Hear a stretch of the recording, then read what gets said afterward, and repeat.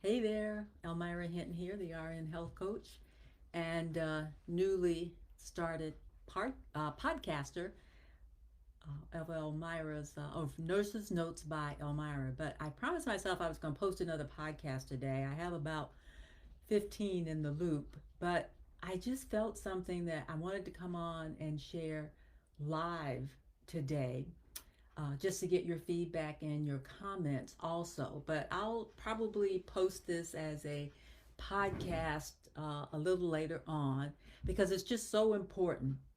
Because we realized that we were doing the same thing, and that is stories.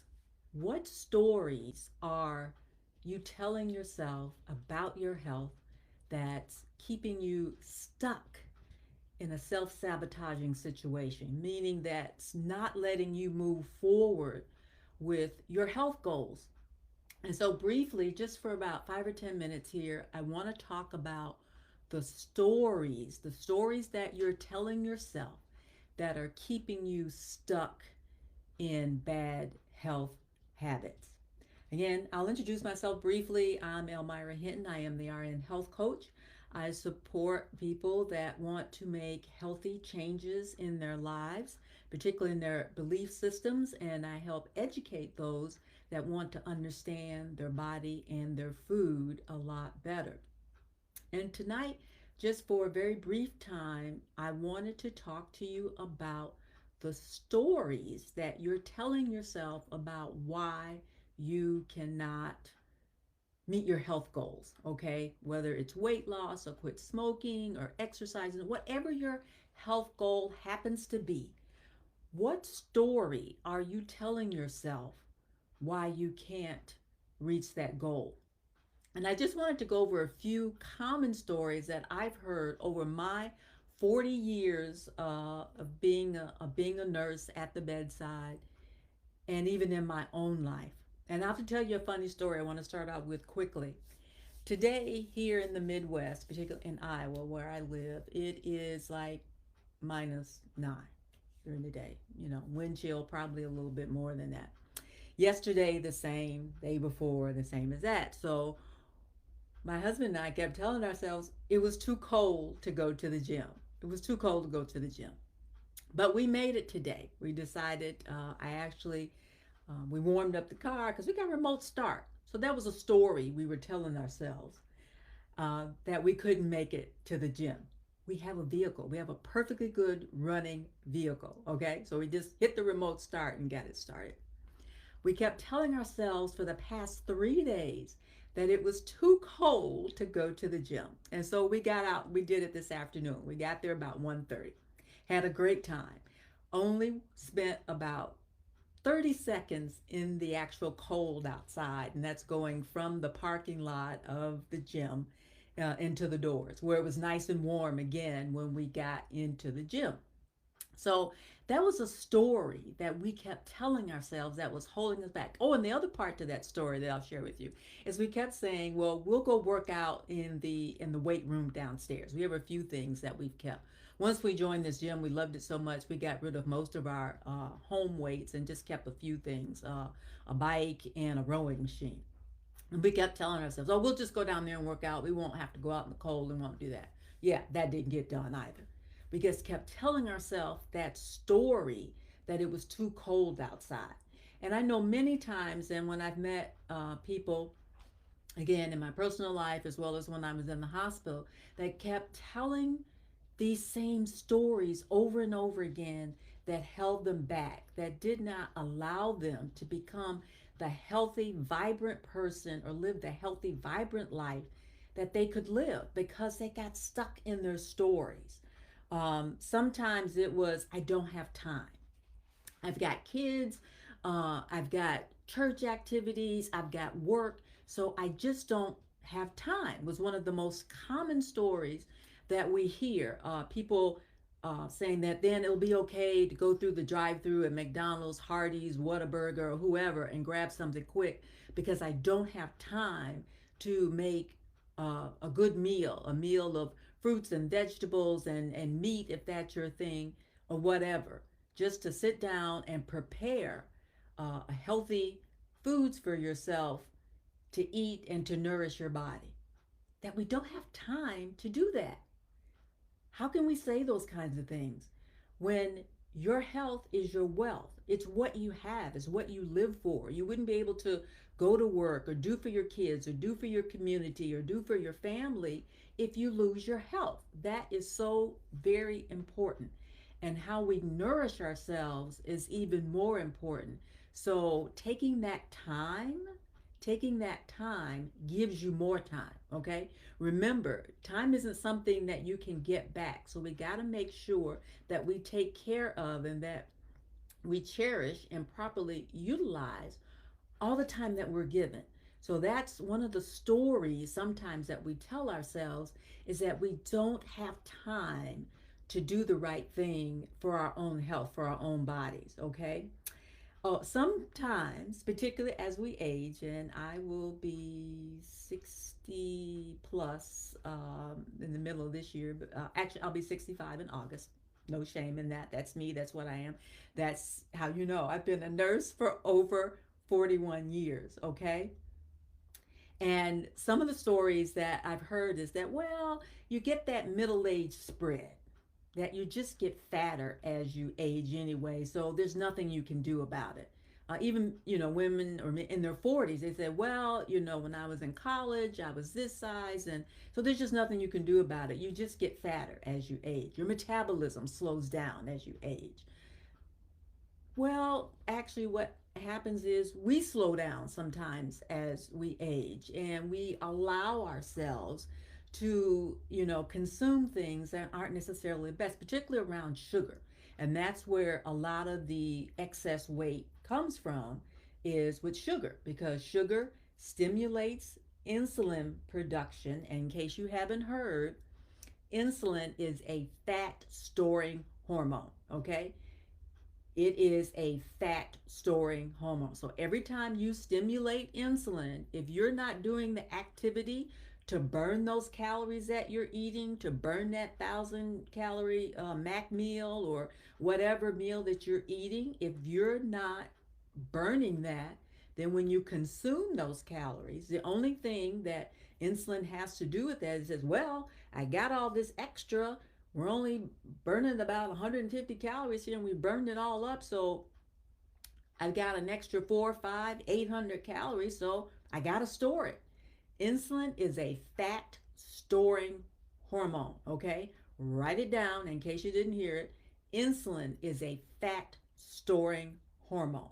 So every time you eat, and particularly when you eat things that are high in carbohydrates, and insulin has to be released, it is a fat storing hormone, okay? And I'll talk again sometime about intermittent fasting and why that can be a really good tool in your arsenal for helping you to lose weight, and to feel a lot better because you quiet insulin, okay? Getting back to the stories.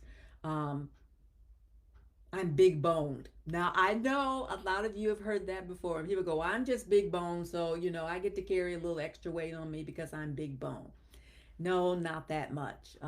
Bones are pretty much, the same size in everybody.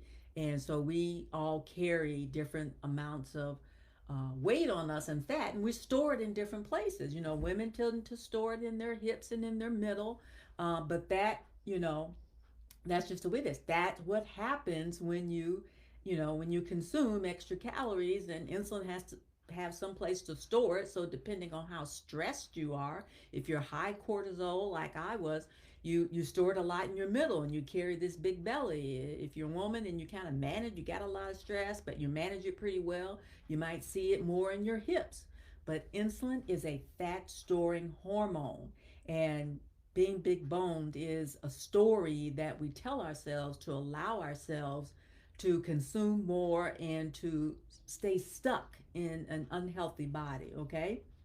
Some people tell themselves, "Oh, it didn't work before, so why should I try it now?" I've tried this diet and that diet and it didn't work before. Why would it work now? Maybe you need some better coaching around what's good for you and what's not good for you and what can support you with your body type. Maybe you just need some education about the good and the bad foods, things that you can eat to support yourself. And really, getting rid of processed foods is huge. Just moving to a whole foods diet can just be one of those little things that help you start moving towards a healthier you. Okay. Well, my kids need to eat different than the way I eat, or my husband isn't going to support, or my partner isn't going to support the way I eat. If I start eating all that, that diet food, then, I have to fix 2 meals.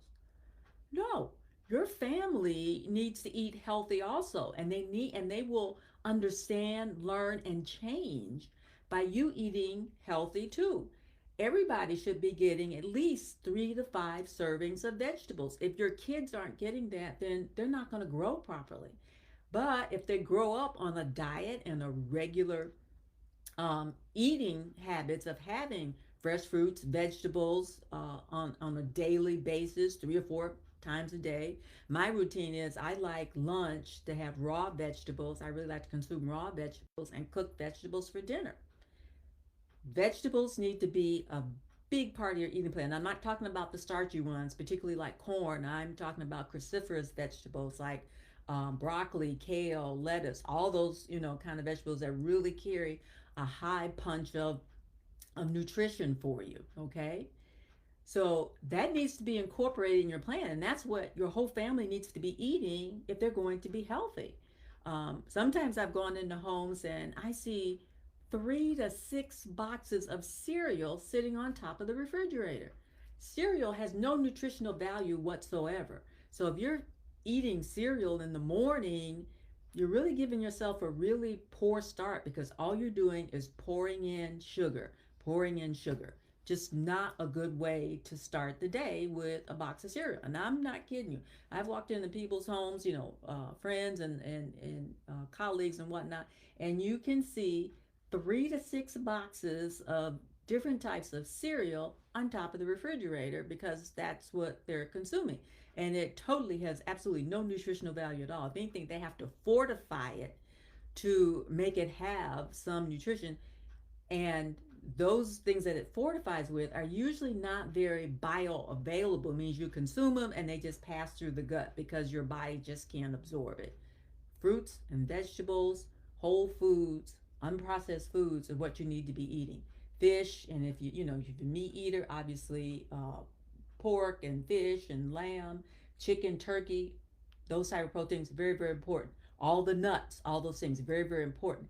So it's these small changes that can help you change your story about why you can't get healthy, about why these small, consistent changes. Maybe you change out your morning cereal for a couple of boiled eggs and a piece of fruit. Maybe you look at eating a large salad and some grilled chicken. Maybe you look at food prep, like you take a day, maybe a Sunday or a Wednesday, and you prep your lunches. Why? Because it's so important. It's vital to your health. Those small changes can make a significant difference in your wellness, okay? Sometimes, and I don't know who these people are, I keep hearing, they said this, it can't be done. Um, a lot of people are using the GLP-1s, the semaglutides and the Manjaros, the Wegovys, and things like that. And those can be great drugs, and they are, that can help people. But those who haven't even tried them sometimes will say stuff like, well, I've heard people have really bad side effects from them. Honey, life has side effects. Heartbreak. Sometimes people have really bad headaches. People lose people that they love, or they, lose their jobs or something like that. Life has side effects, okay? And if you want to handle those the best you can, you need to be as healthy as you can be. Now, I'm not saying everybody needs to go on a GLP-1, but don't count them out if you have not tried them. Now, be honest with you, 10% of the people can't tolerate the side effects, and that's fine. Then they need to do something else. But if you can and it works for you, they can be a great alternative to helping support you to getting to that healthy you that you want to be. You need to talk to your healthcare professional about that, okay? So I just wanted to come on quickly here, just to, and I've been on 15 minutes already. And in the comment section, if you could do me a great favor and just put down what's your story, what's holding you back from making those healthy changes. Is it time? Is it family? Is it commitment? Is it something else? I'd love to hear. What's your story? What's holding you back from being the healthiest, most vibrant version of you? Okay? What are those stories? We can dispel, we can get rid of those stories in an instant. We can get rid of those stories.